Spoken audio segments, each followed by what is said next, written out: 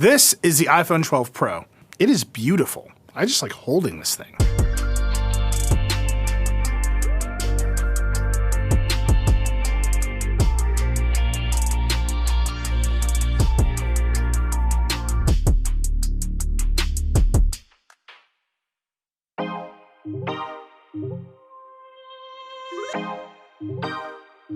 This is also Apple's big 5G is here update to the iPhone, and it's been redesigned to match the hype.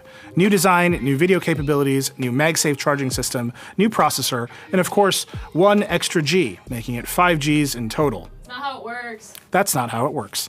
There are actually 4 new iPhone 12s, the iPhone 12, the iPhone 12 mini, this iPhone 12 Pro, and the iPhone 12 Pro Max. The little one and the big one are coming later, but we've got the 12 and the 12 Pro right now. And they're pretty similar. They've got the same basic design, very similar OLED displays, and the same processors and 5G capabilities. The Pro adds an extra telephoto camera lens, a LiDAR sensor, a little more RAM, twice the base storage, and a shiny stainless steel frame. All that will cost you $999, around $200 more than a regular iPhone 12. Now, there are some of you who are going to spend the extra money because this is the shiny one. And I commend you, you're my people. But it's worth diving in to see if the extra money is worth it, especially since both phones have OLED displays this year. The differences are just much smaller this time. And because the iPhone 12 and 12 Pro are so similar, Dieter and I spent more time on different things in our reviews. I'm going to spend a lot of time focused on the cameras, and Dieter's going to go deep on 5G in his review of the iPhone 12. So watch this video and then check out that video for more on 5G.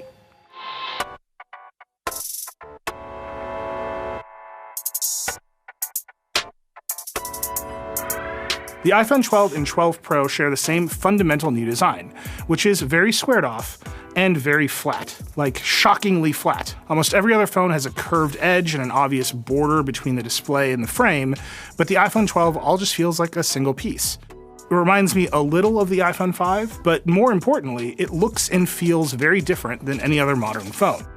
The squared-off design also makes the phone feel more substantial than it is. It doesn't really look it, but it's thinner than an iPhone 11 Pro. I'll just warn you, the glossy stainless steel frame instantly picked up fingerprints.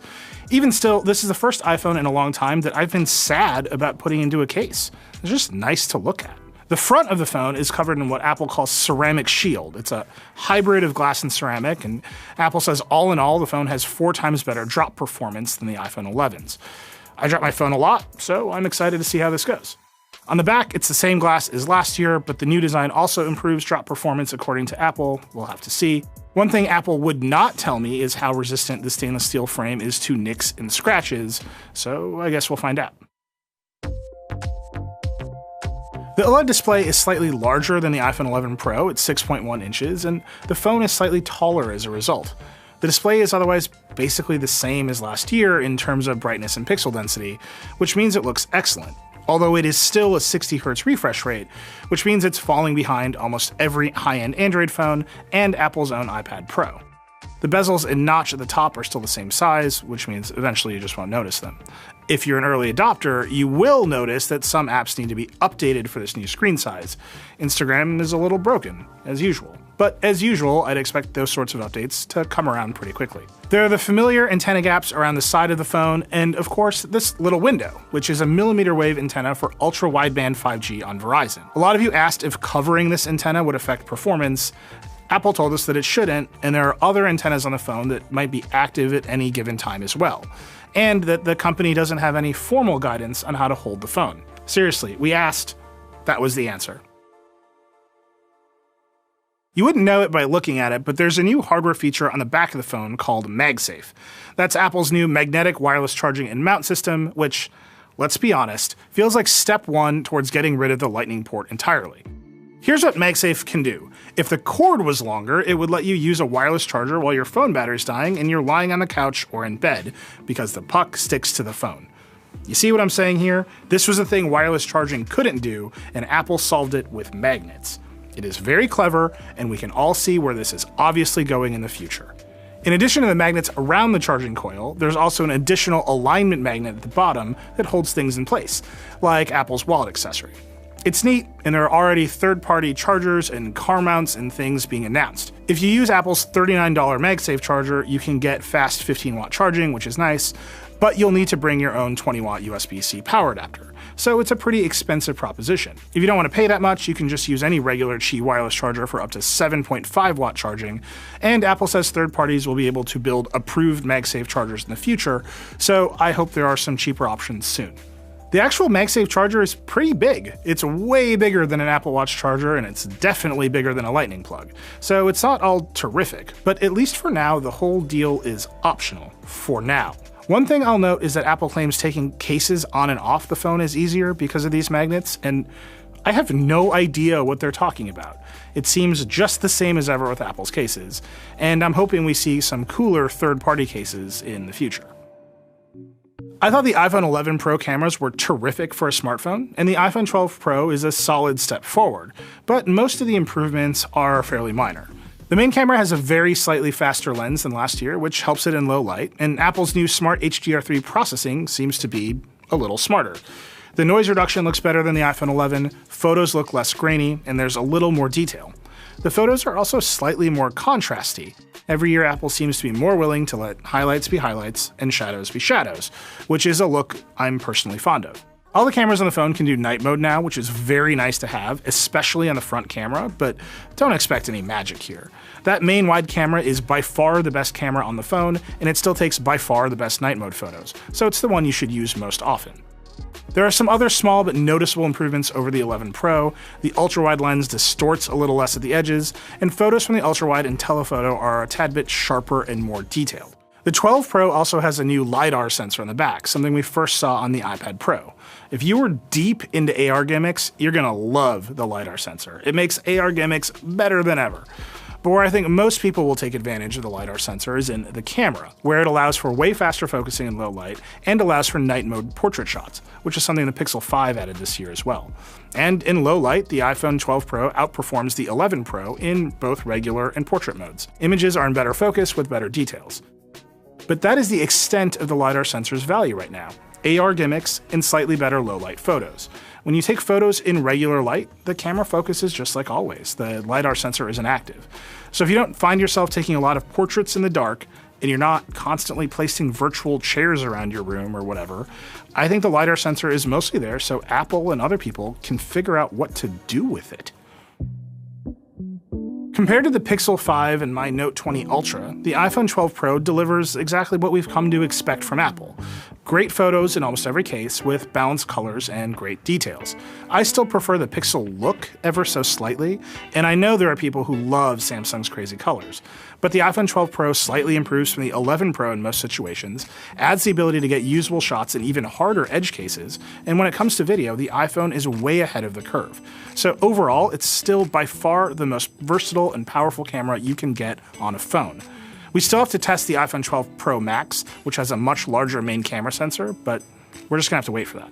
Speaking of video, the other big new camera feature across the iPhone 12 line is the ability to create Dolby Vision HDR video. And yep, we're just gonna have to get super nerdy to talk about that. So HDR stands for High Dynamic Range. If you're familiar with HDR in photos, just set all of that aside in your brain. It means something very different in video. HDR in video basically means that the brightest part of the image can get way brighter. You can see more detail in the bright parts of the image compared to SDR or standard dynamic range. And there are more colors. This is actually really easy to show on the iPhone. When you shoot video, it captures in HDR, and then when you swipe through your camera roll to play it back, you can see the display change modes and get brighter. That's HDR.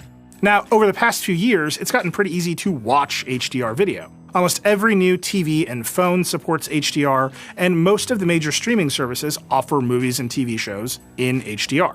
But it's still been pretty hard to make and share HDR video yourself. You can do it. Samsung phones since the Galaxy S10 can shoot in a format called HDR10+, but it's buried in the settings, and I don't really think Samsung wants you to use it. If you're really motivated, there are workflows to get HDR video out of everything from a Sony RX100 on up, but none of it's easy. So the iPhone shooting HDR video by default out of the box is a big deal. Now, you'll notice that I've been saying HDR this whole time and not Dolby Vision, and that's because Dolby Vision is one kind of HDR, a format, and there are lots of HDR formats. And usually when there's lots of formats, there are compatibility problems. And Dolby Vision on the iPhone 12 has some compatibility problems. But this is where Apple and Dolby have done something very smart and a little bit complicated. Up until now, Dolby Vision video was only compatible with Dolby Vision displays. If you wanted to play that video on a regular display, you'd need to completely re-encode it and make a second file. But the iPhone 12 shoots video in a newer version of Dolby Vision, built on a standard called HLG that is backwards compatible with SDR displays. And iOS 14 is smart enough to know when the apps and devices you're sharing video to don't support the new format, and it'll make sure you send something that works. This is all very clever. This is a new version of Dolby Vision though, and that means a bunch of Dolby Vision gear out there needs to be updated to support it, and that's hit or miss. My older LG B6 OLED simply won't directly play an iPhone Dolby Vision video file, and probably never will. And the way it works with the Apple TV is a little wonky. Video won't play in Dolby Vision unless you run the Apple TV in Dolby Vision all the time, which is really not ideal. I hope Apple fixes that.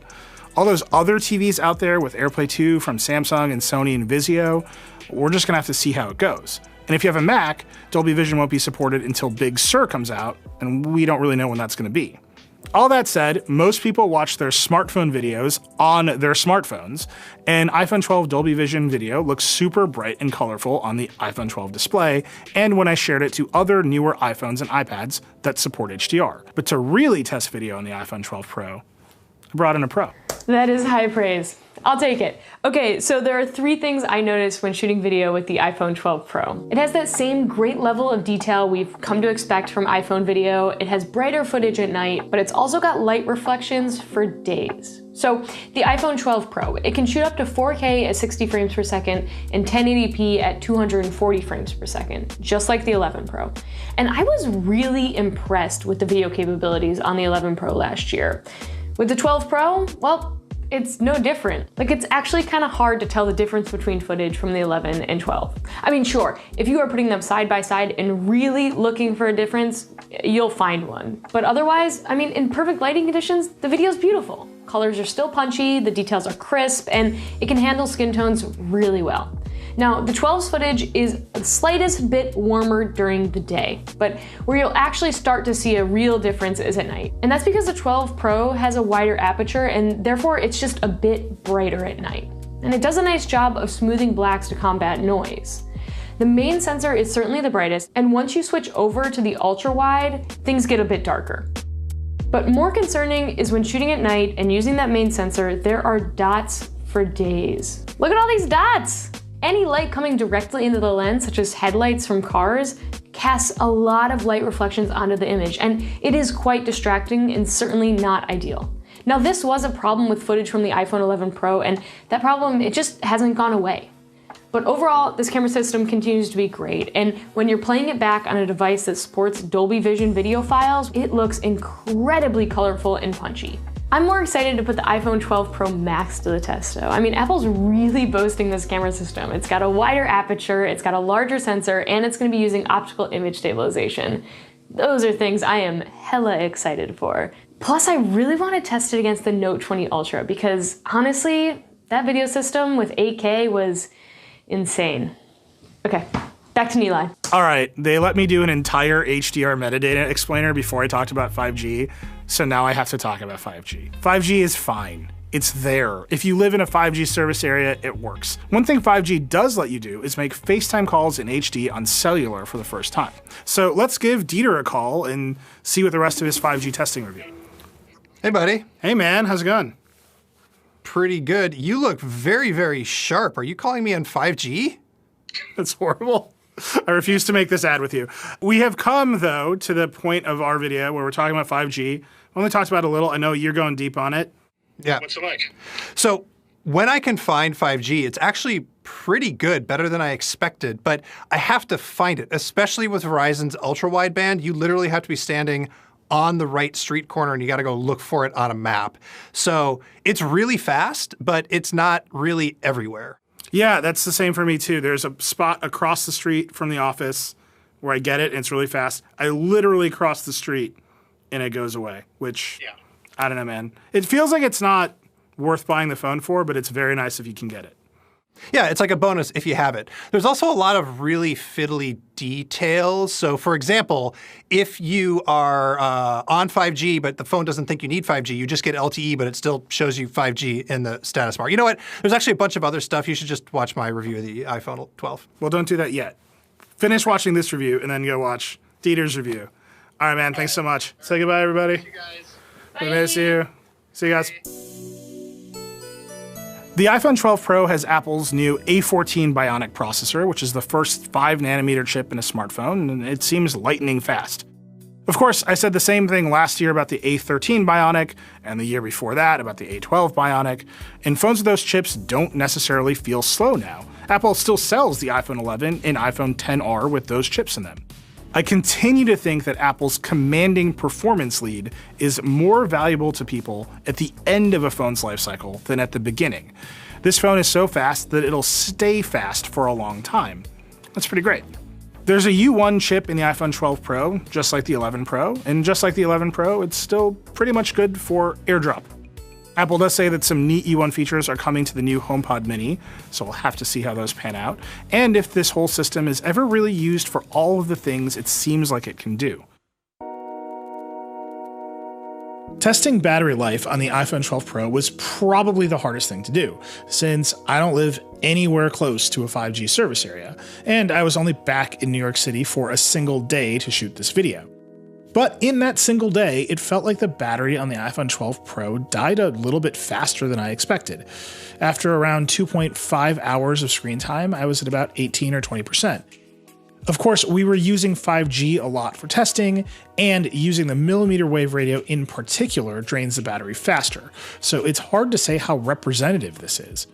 I asked Apple, and I was told the company expects people to get a full day of usage out of the iPhone 12 Pro, just like always. In my normal quarantine routine, where I'm on Wi-Fi nearly all the time, that certainly seemed reasonable and tracked with what I was experiencing. In the end, I think iPhone 12 Pro battery life is going to vary widely for people, depending on how much you use 5G, especially millimeter wave 5G. So this is something we'll have to track over time. But I would definitely not expect the endless battery life we saw on the regular iPhone 11. So that's the iPhone 12 Pro. Is it worth $200 more than the iPhone 12? Yes, because it's shiny. You have to say more. And because it has a LiDAR sensor. Honestly, I have no idea if it's worth $200 more than the iPhone 12. And until we test the bigger, better camera sensor on the Pro Max, I think it's worth holding off. The Pro Max has a much bigger display and what could be a huge jump in camera performance for another $100, which feels like it could be a lot more value for the extra money. So we'll see. I also have to be honest and say that I feel crazy suggesting that anyone upgrade their phone in the middle of a pandemic. If it's time to upgrade and you want a new phone, the iPhone 12 Pro is a great choice. Anyone with an iPhone XS or older will love the new cameras and enjoy the new design. I have a kid, we upgrade every year because I always want to have the best cameras on our phones. But I'm not sure that's enough when times are tight for so many people, and I don't think 5G is all that big of a deal yet. The networks aren't really built out, and there aren't exactly killer apps for it, and we're all spending most of our time at home anyway. I'm not trying to end this on a down note. The iPhone 12 is a beautiful, powerful, incredibly capable device. If you buy one, you'll be happy. But I can't shake the feelings that things like LiDAR, 5G, Dolby Vision, U1, they're all here on a schedule that's just a little bit faster than reality.